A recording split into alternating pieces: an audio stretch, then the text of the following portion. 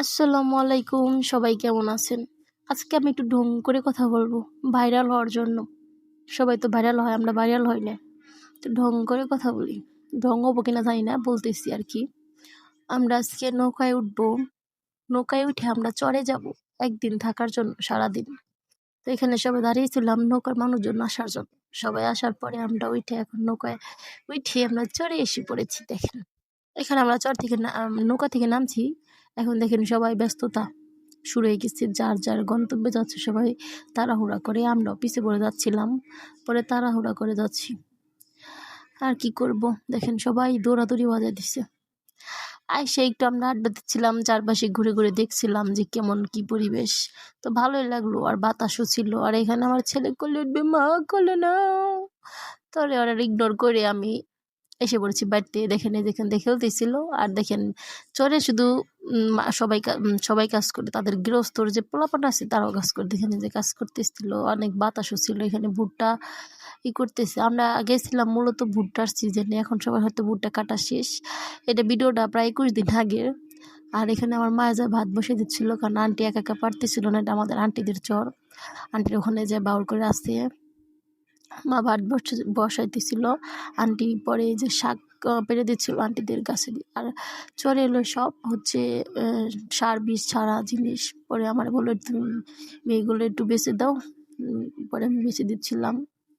এগুলো ভর্তা দিবে। আমরা সকালে যাওয়া না খেয়ে গেছিলাম, পরে সবাই আমরা ভর্তা ভাত, তারপরে ডিম ভাজি, আলু ভর্তা, এগুলা ভাত দিয়ে ভাত খেয়েছিলাম। পরে ভাত হইতে হইতে আমরা একটা পেঁপে পাড়ছিলাম গাছ থেকে, পাকা পেঁপে। পরে আমরা পেঁপেটা খাই, শাক ভর্তা দিয়ে দিচ্ছিল। তারপরে দেখেন পেঁপেটাও আমি ছিলে দিচ্ছিলাম। পেঁপেটা ছিলে আমরা খাবো। ভালোই ছিল, অনেক পেঁপে ধরছে, কিন্তু এক গাছের পেঁপে ভালো না, আর এই গাছের পেঁপেটাই ভালো ছিল। পরে আমরা একটাই পেরে সবাই মিলে খাইলাম। এখানে দেখেন কত সুন্দর পেয়ারা গাছে পাখি বসে রয়েছে। মানে ওখানকার মানুষের জীবন সহজ সরল, পাখিগুলো দেখলে কেমন জানি একটা অদ্ভুতই লাগে। এখানকার পাখি দেখি না আমরা, আর ওখানে অনেক পাখি, অনেক সুন্দর একটি। আপনারাও চাইলে চলে যেতে পারেন একদিনকার জন্য। আমার চর অনেক ভালো লাগে, সাধারণ জীবনযাপন। এখানে আমি পরে পেঁপে ধুয়ে এনেছিলাম, ধুয়ে সবাই একটা করে পেঁপে খাচ্ছিলাম। সকালে না খেয়ে গেছিলাম আর কি, ভাত হইতে হইতে পেঁপে খেলাম। পরে আমরা ভাত টাত খেয়ে একটু আরো ঘোরাঘুরি বাকি আছে, দেখলাম চারপাশে কি অবস্থা। এখানে অনেক পেয়ারা গাছে ফুল এসেছে। তারপরে আমরা একটু ঢং ঢং করে ছবি উঠতেছিলাম। যে এখানে আমি আমার বোন, আমরা গেছিলাম মূলত 5-6 জন। আমার মা, তারপরে আমার ভাই, আমার এই যে বোন দেখেন কি বলে। আমি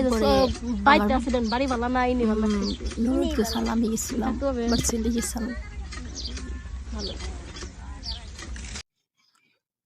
আচ্ছা ওর কথা ইগনোর করেন।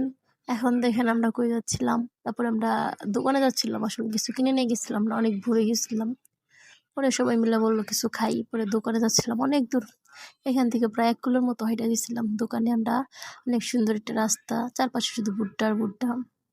ভুট্টার সিজনটা মোটেও ভালো লাগে না।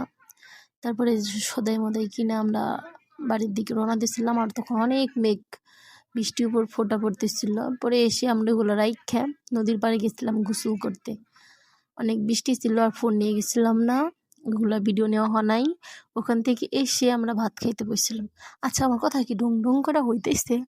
ঢং করা বলার চেষ্টা করছিলাম, কারণ আমাদের এই টাঙ্গাইল জেলায় একজন বলে, আপনারা বেহে কেবা আছেন?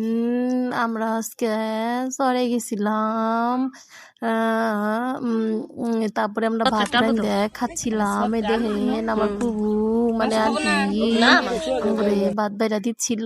আমরা পরে ভাত টাত খাইয়ে ঘুরতেছিলাম। কেরা কি দিয়া খাইলেন দুপুরে কইয়া যায়েন।